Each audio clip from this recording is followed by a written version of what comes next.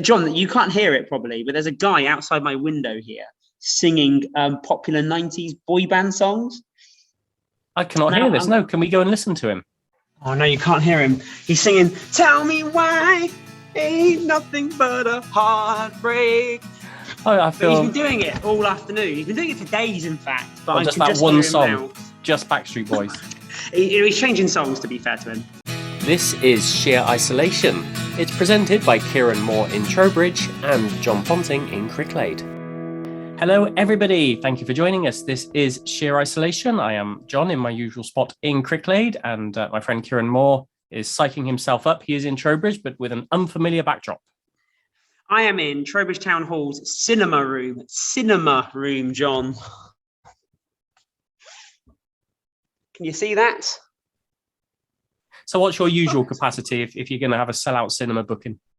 80 is our capacity, and we've sold that out the last 2 weeks running with Secret Spitfires. So that's been sold out for the film all about the creation and building of Spitfires in Trowbridge. So the purpose of this show, for people who are unfamiliar with us, is to highlight and promote the music and art scene across the west of England. And we've both had very busy weekends, Kieran. Let's hear about your Friday and your Saturday nights.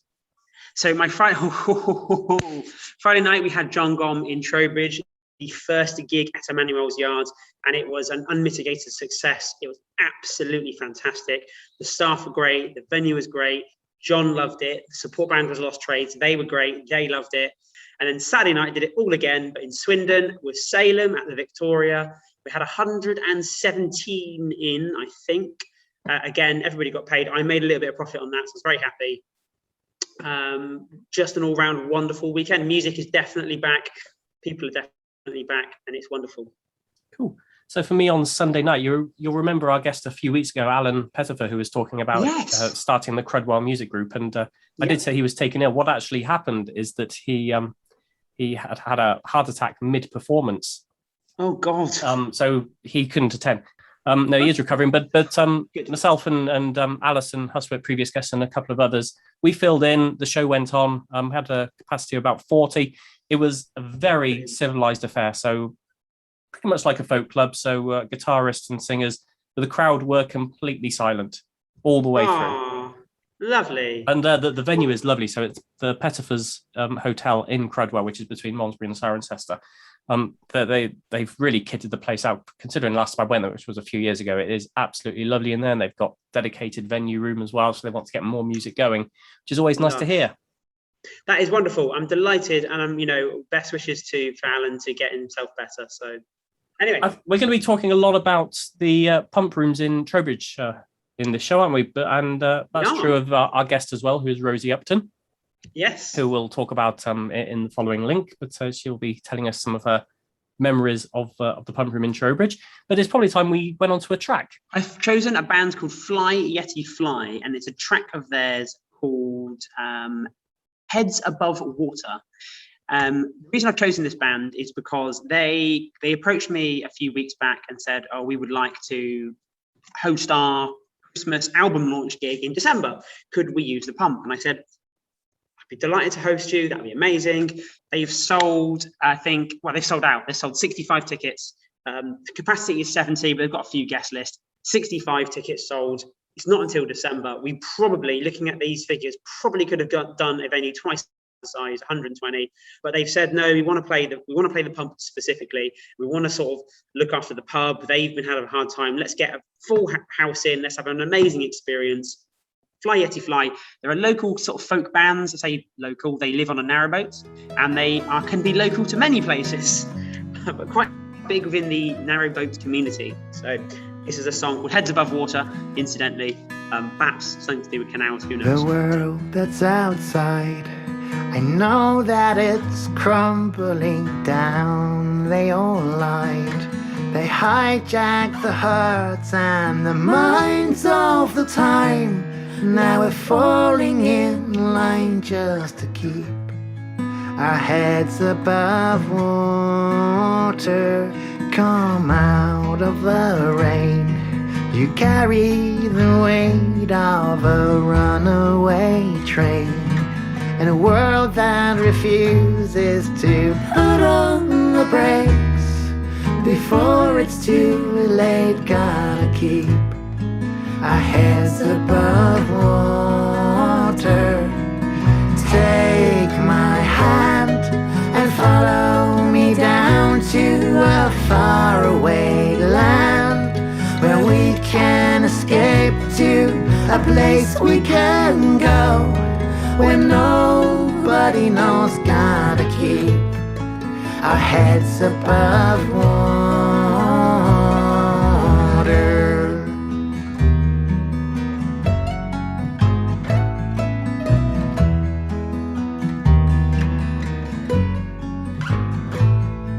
You're fixing a hole in the roof yet again. All this work takes its toll, but you do it for love, for the ones you hold dear. We're just trying to get clear. Gotta keep our heads above water. Take my hand and follow me down to a faraway land where we can escape to a place we can go where nobody knows. Gotta keep our heads above water.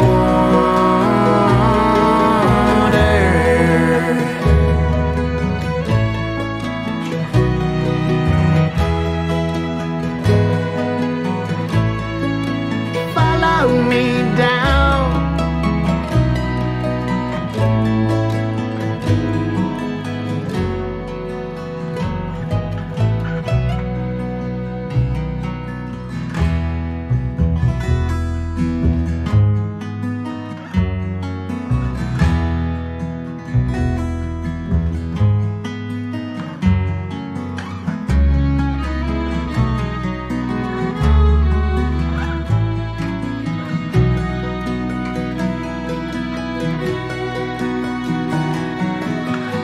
Take my hand and follow me down to a faraway land where we can escape to a place we can go where the river still flows. Gotta keep our heads above water. Gotta keep our heads above water. Gotta keep our heads above water.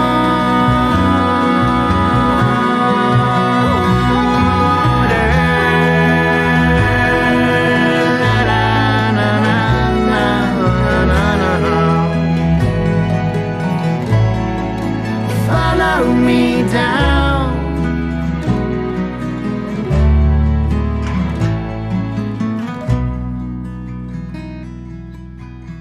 So that track is Heads Above Water from Fly Yeti Fly. And Kieran, from what you were saying previously about them having this gig and you could have sold it twice, why not do two shows?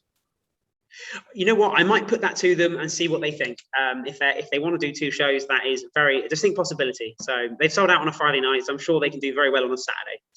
I'm assuming we're not going to have product placement this week because you are not at home. Well, John, to assume makes an arse out of you and me. I do that No, very makes an often. ass. So I've got something controversial, John. I've got a CD. It's controversial because everyone's buying vinyl these days. Nobody buys CDs. You're such a hipster. I know. I'm going to go to CD day in a few years. This is the new Modest Mouse album. And I bought it on CD because I own the rest of their back catalogue on CD and I didn't want to have one vinyl and a gap on my CD shelf. So I bought it on CD for that is sole reason, and because it's moderately cheaper. If you like Modest Mouse, it's a fantastic album. It's certainly better than their last one, which was a real sort of left field turn for their sound. This is a really electronic, actually. Apparently, it hasn't done very well compared to previous records. I think it's brilliant. I absolutely love it. Certainly better than the last one, a real return to form for me. But yes, I bought a CD, John, an actual CD, and it's like day glow, really bright. Can we move on to this week's guest then? Let's move on to this week's guest, Rosie. So yeah, this week we were talking to Rosie Upton, who's telling us a little bit about the Trowbridge pump rooms. I hadn't met Rosie until I had a chat with her. So did you want Thank you, John. to give us a bit of background on who she is? Yeah. So Rosie is one of the original members of the Pump from when it got the grant funding in the very early noughties from the lottery. Her and her husband Pete, there was a few other people, John Alderslade and a few others, that formed this new group and this new committee. She was one of those founding members. She ran and programmed the Friday Folk, which was the big acts they invited from out of town on the scene, and she programmed and organized all of that. It's got a very big history of traditional folk music within the country, but what we're trying to do with the new committee is give it a slightly broader reach, so opening it out to modern singer-songwriters, perhaps some world music, anything that fits the acoustic-y vibe music can go in. It doesn't have to be trad folk. Knit your own breakfast folk, that's what I call it. Cool. Well, I started by asking Rosie just to kind of rewind and tell us about her first experiences of the Pump. So we'll start there. My first visit to the Village Pump would have been in the early 1970s when I was a student in Bristol, and I think the club opened initially in about November 1970, and it booked some of the leading acts in folk music, including some of the well-known Bristolian folk singers, and I would go over there to some of the club nights, which were always brilliant. It was quite unique, a small, intimate venue. It had a gallery, which was later extended, a little pot stove, which used to belch a lot of smoke into the room, sometimes more than others. Not ideal for a music venue. And the stage was an old hay cart, which was you had to clamber up on to perform, which I could do in those days quite easily because I was a lot smaller, a lot thinner, and a lot younger. I'm not sure that the hay cart would be ideal now. I'm sure you could if you wanted to. I can see you've got some instruments behind you there. So are you still do you still go around the folk clubs? Those aren't my instruments. I used to play guitar. I wasn't that bad a guitarist, but I then married someone who was a much better guitarist, and I gave up playing the guitar. And behind me is a mandolin and a fiddle, because Pete McGregor, my partner, who plays guitar, also plays mandolin, fiddle, and flute. But there we go. Oh, that's a shame to hear that you kind of packed it up. But hey, I suppose everyone has to move on. And I get a lot of bookings just as singing traditional folk songs unaccompanied. In fact, I've just heard that I'm going to be doing a charity concert in Coventry at the end of this month for cancer research. Oh, wonderful, wonderful. So you've painted the picture there about the Trowbridge Pump Room and what it was like back in the 70s. So how has it evolved over the decades? Well, at the moment, it has been shut, although hopefully Kieran is going to get a license and a lease from Wadworth the Brewery, who own the building. But it has changed a lot over the years. The gallery was extended. The gallery now has raked theatre seating. We got a grant back in about 2005 from the National Lottery, and also some money from Trowbridge Town Council to give us money to put a new roof on the building because it was a bit leaky. So we installed a new roof and insulation. We repainted the walls white. We installed what at the time was a state-of-the-art sound system and lighting, and a small stage, not a hay cart. So who is this we that you're referring to? Was there I'm talking to a group called the Friends of the Village Pump. Now, initially, back in 2004, John Alderslade approached myself and Pete and a few other people who'd been involved in the original Village Pump, including Pat Drinkwater, known as Paddy. In fact, it was Pat Drinkwater who started the Village Pump back in November 1970.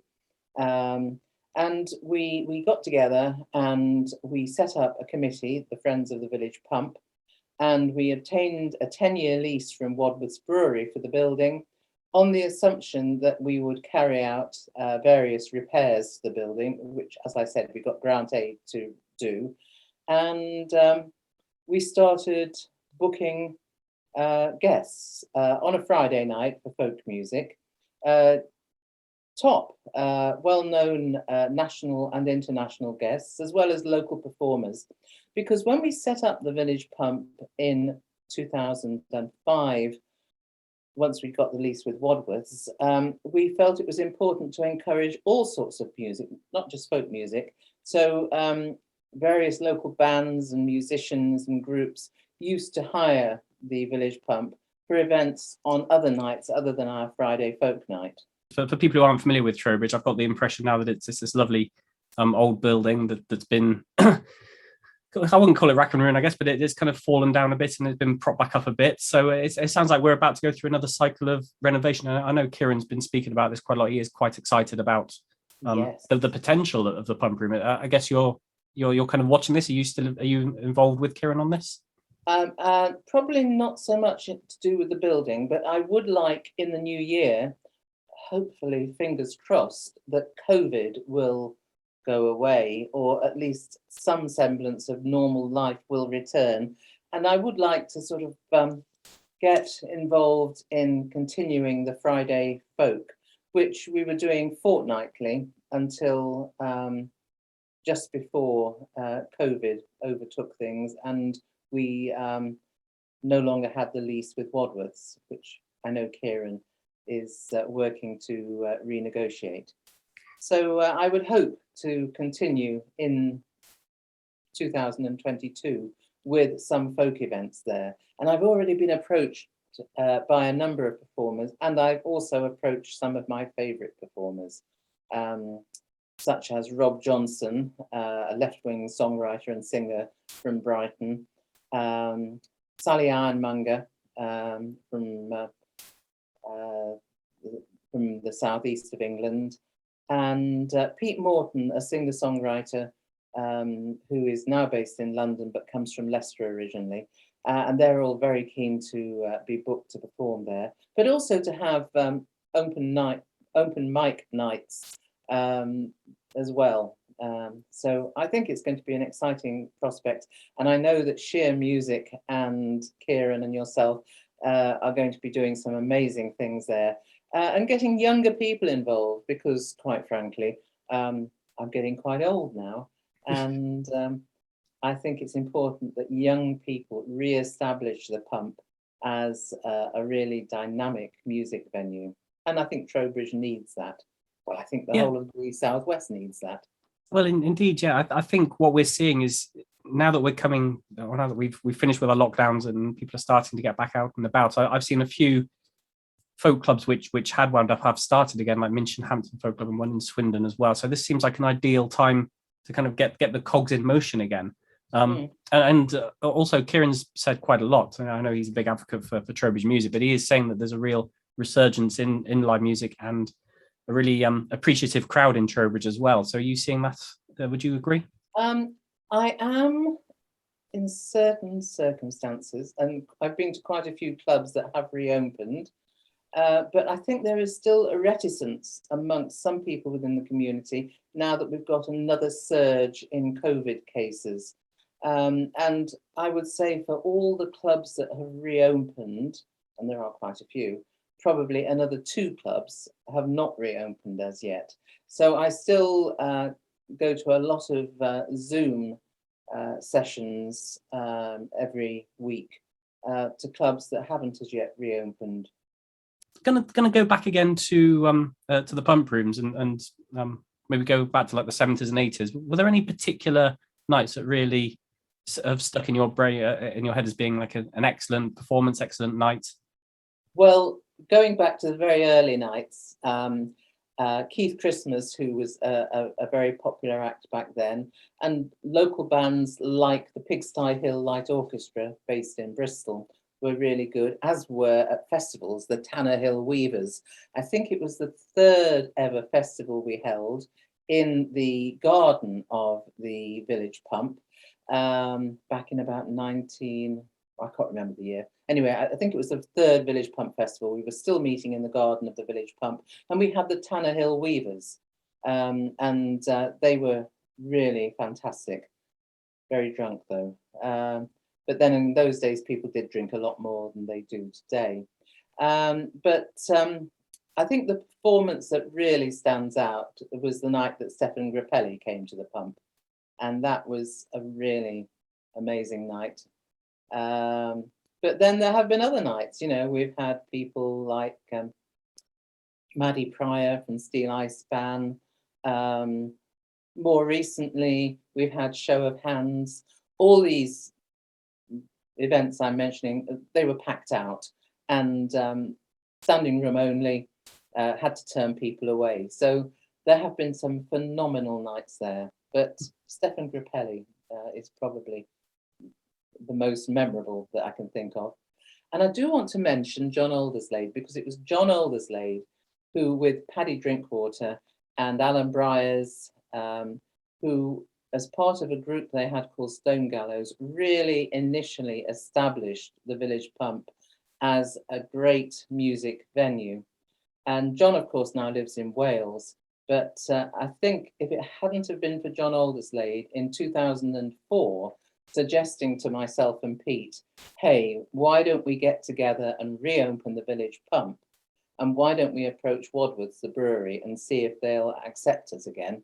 It wouldn't have happened. So a tribute to John Alderslade. It's about time then that we moved on to the tracks. We invite all our guests to pick a track. Now, you have mentioned Sally Ironmonger, and this is one of her tracks, isn't it? Do you want to tell us why you picked this one? It is. I love Sally Ironmonger. She's also accompanied by her partner and guitarist, who is a very brilliant guitarist, Brian Carter. And they're a duo based in the southeast of England, and they are great entertainers. They're very funny, but they're also very political, and some of their tracks are entertaining, but also have a very serious point to make. They're also quite left-wing, which suits me, and I just find them entertaining, brilliant musicians, and I've spent quite a lot of time this summer at various festivals I've actually attended in person with Sally and Brian, and they are very keen to come back to the Pump, which Sally said is one of her favourite venues in the UK. And in fact, when I've been at festivals this summer, people have said, professional musicians I've been talking to have said, what a great venue. It's one of our favourite venues. And a lot of them have used shots taken in the Village Pump for their publicity. So every now and again, I'll see a poster with a backdrop of the Village Pump. But Sally Ironmonger, love her, utterly brilliant. Oh, those treasured islands cross oceans far and wide. Some may call it paradise, but it's where the pirates hide. Not like the ones from days gone by, but still a motley crew. And they should fly the skull and crossbones, 'cause that's what pirates ought to do. There's no Captain Hook, no yo-ho-ho, as these pirates lie and cheat. 'Cause the bastard sons of Blackbeard, now they walk down Threadneedle Street. These suited, booted buccaneers have treasure buried deep. Gold and jewels and pension funds they steal while we're asleep. And they don't need no cutlasses to protect their precious hoard. They just make a donation and get a nice seat in the Lords. There's no Captain Hook, no yo-ho-ho, as these pirates lie and cheat. 'cause the bastard sons of Blackbeard, now they walk down Threadneedle Street. And it's down Threadneedle Street where the treasure is buried deep. Oh, Threadneedle Street, down Threadneedle Street. Now every day at 8 AM they alight the Tuba Bank, and though we only know the half of it, they should be made to walk the plank. Those tax evading, asset stripping crocodiles that cut us to the bone, give them all the black spot and send them down to Davy Jones. There's no Captain Hook, no yo-ho-ho, as these pirates lie and cheat. 'Cause the bastard sons of Blackbeard, now they walk down Threadneedle Street. Oh, those treasured islands cross oceans far and wide. Some may call it paradise, but it's where the pirates hide. Not like the ones from days gone by, but still a motley crew. And they should fly the skull and crossbones, 'cause that's what pirates ought to do. There's no Captain Hook, no yo-ho-ho, as these pirates lie and cheat. 'Cause the bastard sons of Blackbeard, now they walk down Threadneedle Street. Yes, the bastard sons of Blackbeard, now they walk down Threadneedle Street. And it's down Threadneedle Street where the treasure is buried deep. Down Threadneedle Street, down Threadneedle Street, down Threadneedle Street where the treasure is buried deep. Oh, Threadneedle Street, down Threadneedle Street. So that track is Threadneedle Street. It's by Sally Ironmonger and Brian Carter, who is that's the choice of Rosie, who is our guest, and she's hoping that they are going to be attending the Trowbridge Village Pump when it reopens and when they can start getting the Friday night sessions going again. Excellent. Well, I'm looking forward to hosting them. We'll have them back with open arms. Brilliant. Where do you find it? Well, I'm glad you asked, John. Because well, you weren't going to tell me if I didn't ask. We've got a brand new website. The website is The Pump Trowbridge, all one word, .co.uk. So thepumptrowbridge.co.uk. That'll take you there. And you can see all of the posters, all of the upcoming gigs. And it's all terribly exciting. Just a little bit of news I think we'll talk about, because we've already spoken a lot and we're probably going to run out of time very, very quickly. But with the music industry waking up and with venues reopening, I did read an article about how there's far less employed musicians and far less people employed in the music industry than there was, say, 2 years ago. Does that mean there's a bit of a recruitment issue getting people back into the industry to fill in as venues are reopening? Absolutely. I'm seeing a hell of a lot of that there's lots of groups on Facebook which you can join if you are a budding sound engineer. There's lots like UK touring crew and UK theatre crew. They are chock-a-block at the moment with people advertising jobs. I won't go too much into the politics of it because it does get a bit sort of political, not politics like Labour Tories, but more political like between organisations and between people and standards and expectations. But yes, there's a lot of jobs out there, particularly if you want to get some experience. There's loads of stuff out there. I think shows are happening, but I think a lot of them are happening on reduced crew. So it's taking longer to get in and out. And perhaps when it comes to the show itself, there might be one tech where there should be two, like a separate lighting and sound engineer. There might only be one doing both or whatever. So yeah, there is definitely opportunities if you want it. Sounds like a good opportunity for students as well, looking to get a bit of experience. I think, to be honest, that's the way the industry's been going for a few years now, where it is student-based. I think people that have been in the industry a long time, because of COVID, probably found themselves in stable employment elsewhere. For example, delivering Sainsbury's, driving the trucks or whatever. they've not necessarily gone back to the industry. You know, now they've reached a certain point in their life and they've gone, actually, I quite like having my weekends and my evenings. I don't mind, you know what I mean? And so perhaps there's a bit of that at play. It's definitely a young person's game. The technology has advanced so quickly. A lot of these people are doing the technology at college and they're going straight out into the workplace, and that technology is there. And some of the people who have been doing it many years haven't necessarily kept up with the technology advances, or don't enjoy the technology advances, or whatever. Yeah, that hit really close to home. If you ever want to come play on my digital desk, John, you're more than welcome to. If you want to get in touch with us, sheerisolation@gmail.com. That's sheer with 2 E's, or our website is www.sheerisolation.co.uk. Get in touch with us, send us music videos, any news or any gigs you got coming up, do let us know. Cool. Kieran, I should probably let you get back to work.